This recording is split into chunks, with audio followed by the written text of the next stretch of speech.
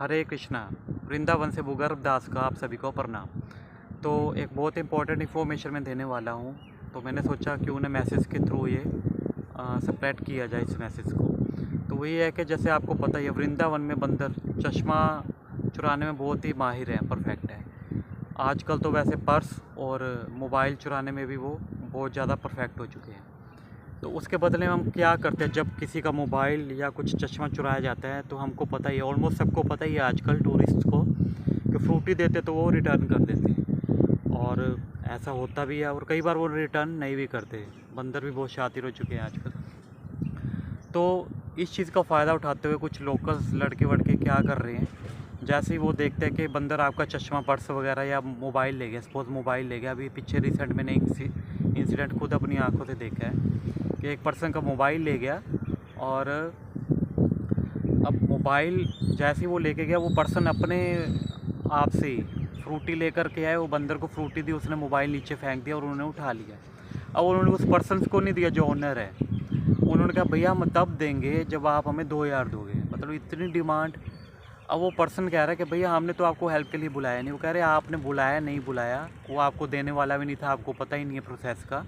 तो हमने ले लिया भैया, हम तब देंगे। आपका 10-12 हज़ार का मोबाइल तो है ही है, अब 2,000 आप हमें दे भी दोगे तो आपको क्या नुकसान है। तो इतनी डिमांड वो करने लगे, मतलब एक तरह से ये बदमाशी, गुंडागर्दी वाली बात हो गई। तो पर्सन ने कहा भैया मैंने आपको बुलाया नहीं, ये प्रोसेस मुझे खुद पता है, फ्रूटी दो तो बंदर दे देते हैं वापस, तो आप बीच में क्यों आ रहे हो। तो वो उन्होंने क्या कि मोबाइल अपने पास रख लिया, मोबाइल पॉकेट में। कहते भैया हम तो 2,000 दोगे तो ही हम करेंगे। फिर भी उस बंदे ने कुछ धमकाया, पहले तो पुलिस बुलाएंगे। वो तो इतना मतलब डरे तक ही नहीं बंदे। वो कह रहे पुलिस बुलाओगे बुला लो, कोई दिक्कत नहीं, वो मोबाइल आपको तभी मिलेगा जब आप पैसे दोगे हमें। तो उन्होंने शायद 500-100 रुपये दिए कुछ, तो जाके उन्होंने मोबाइल दिया। और ऐसे इंसिडेंट इतने बढ़ रहे हैं वृंदावन में, हर आए दिन ये चीज़ हो रही है। तो ये पहला इंसिडेंट तो ये था कि भैया आप जब भी आओ तो आप सबसे निवेदन है कि आप मोबाइल, चश्मा और पर्स, और मोबाइल पे तो बहुत अटैक हो रहे हैं आजकल, चश्मे पे इतने नहीं हो रहे। इसको आप बचा करके प्रॉपर पॉकेट में सिक्योर रखिए, या अपने रूम वगैरह में छोड़ के आइए, है ना। तो ये मैं अलर्ट इसलिए कर रहा हूँ क्योंकि टूरिस्ट आते हैं, तो आपकी नॉलेज में ये होना चाहिए। आप अपने नियर एंड डियर को ये मैसेज भी शेयर कीजिए। सेकंड थिंग इज़ दैट के अब ई रिक्शे की मैं बात कर लूँ। जब आप ई रिक्शा लेते हैं, आजकल ई रिक्शा वालों का क्या चल रहा है मैं वो बताता हूँ। आप पूछेंगे भैया हमने परिक्रमा करनी है, सपोज आप 5 मेंबर हैं, तो आप कहोगे परिक्रमा करनी है। वो कहेंगे ठीक है भैया 400 रुपये चार्ज लगेंगे।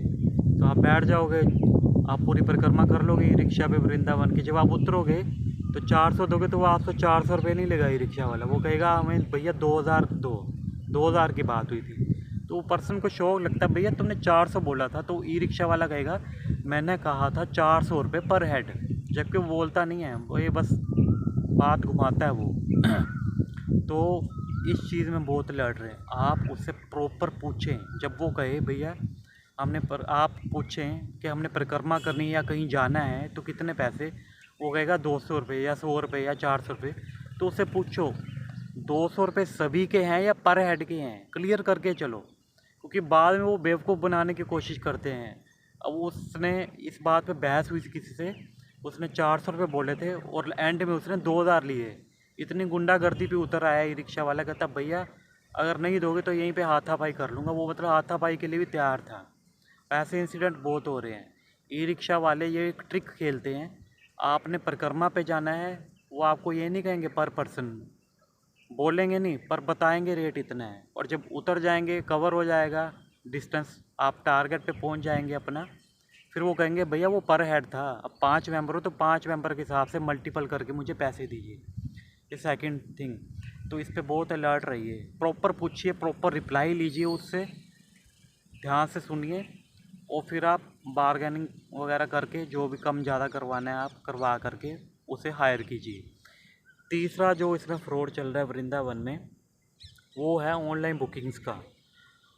ऐसे कई फेक लिंक हैं जो दिखाएंगे तो रियल गेस्ट हाउस या आश्रम जो एग्जिस्ट करता है वृंदावन में, बट उसके लिंक फेक होंगे कि पेमेंट कर दो भैया, बुकिंग करवा लो और आपकी बुकिंग हो गई, आपको लिंक सेंड करेंगे, फ़ोटो भी सेंड कर देंगे उसी आश्रम की, पसंद करवा देंगे, एडवांस मंगवा लेंगे, एडवांस भी पूरा 100% मंगवा लेंगे।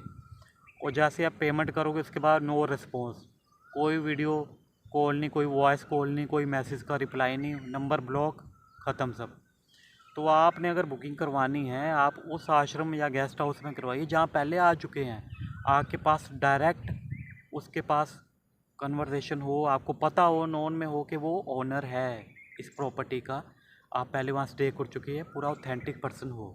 तो इस चीज़ में अलर्ट रहिए। या आपको कोई वहाँ जानता हो वृंदावन में, उसके थ्रू बुकिंग करवाइए। डायरेक्ट सर्च करके आप ऑनलाइन बुकिंग करवा रहे हैं तो उसके लिए भी कई फेक नहीं होती, जेन्युइन भी होती हैं।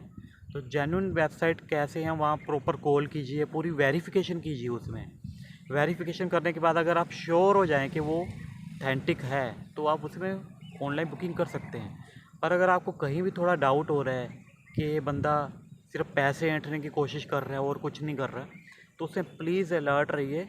तो इन 3 फ्रॉड्स का मैंने आपको बताया है, इसके अलावा और भी हैं, फ़िलहाल ये 3 मैं डिस्कस कर रहा हूँ क्योंकि ये डेली बेस पे हो रहा है। ये इन्फॉर्मेशन जितनी जल्दी मैं आपको दूँ, मैंने सोचा आप तक पहुँच जानी चाहिए।